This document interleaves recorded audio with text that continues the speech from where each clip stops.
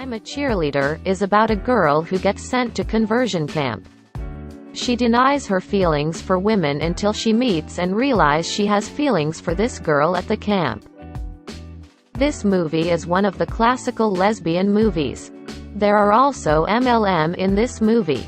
It also has a happy ending. I will give a trigger warning for this movie, since some things in the movie are touchy topics. I rate this movie a 9.5 out of 10.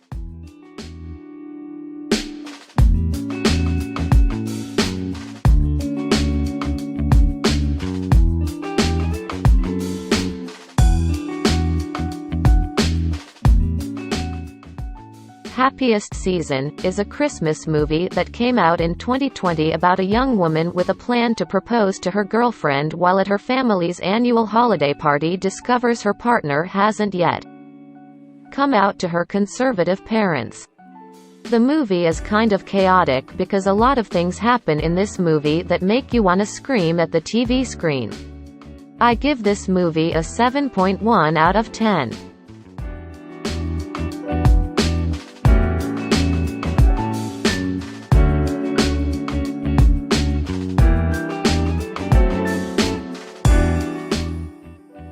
A New York Christmas Wedding is about a Yuletide angel that shows a bride what could have been if she had followed her secret feelings for her best friend.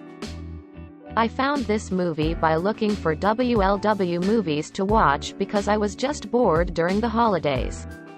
I give this movie a 7.5 out of 10.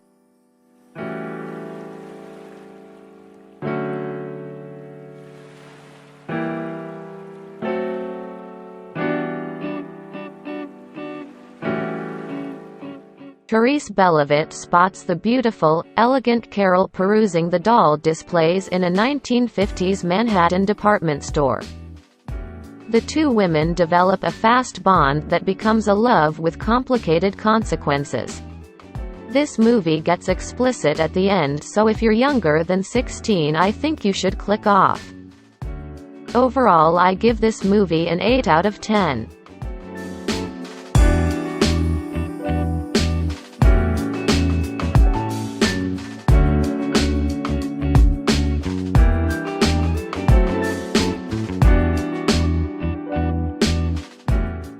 What Keeps You Alive is a 2018 Canadian psychological horror film written and directed by Colin Minahan. It stars Hannah Emily Anderson and Brittany Allen and follows a young woman fighting for her life as her wife's murderous intentions become evident. I really liked this movie. This is the first WLW thriller film I've ever seen. I rate this movie a 8 out of 10.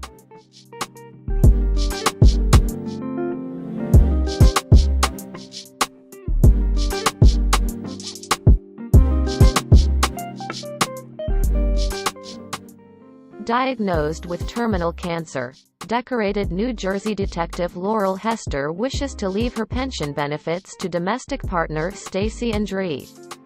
Denied by local county officials.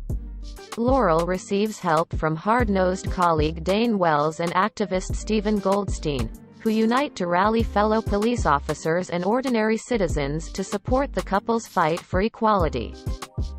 This is actually based on a true story, so it's really sad. I give this movie an 8 out of 10.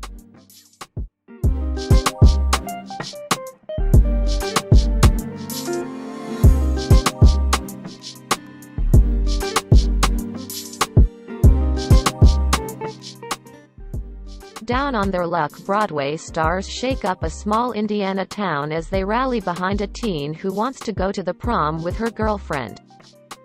I like the musical version better because they have all the songs, but this was good. I give this movie an 6.5 out of 10.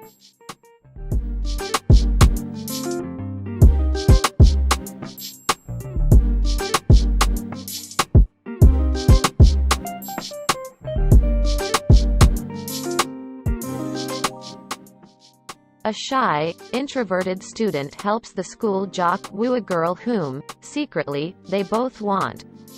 This was a good and funny movie. I give this movie a 8 out of 10.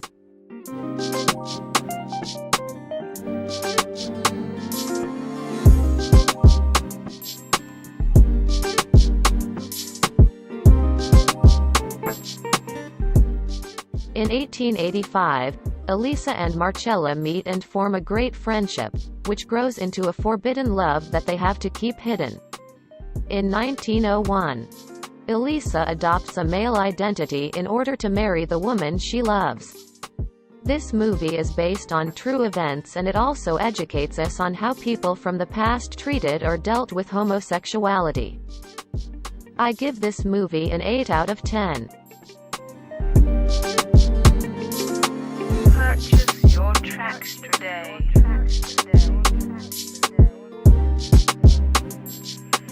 You only done kid, you know.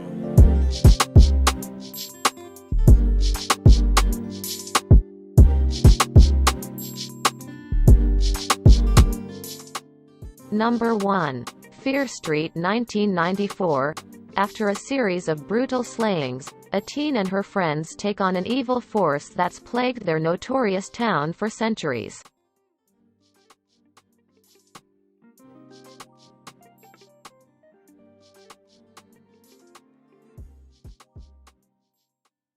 Number 2. Fear Street 1978.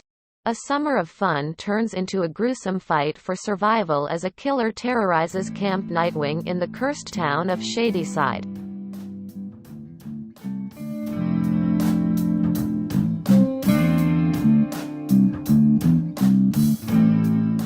Number 3. Fear Street 1666. In 1666, a colonial town is gripped by a witch hunt that has deadly consequences for centuries to come.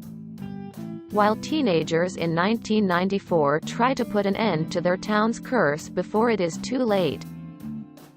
Overall, I give this trilogy a 9 out of 10. I wish there was more women of color or queer women of color. But I really love this trilogy. This is the best WLW leading horror film I've ever seen.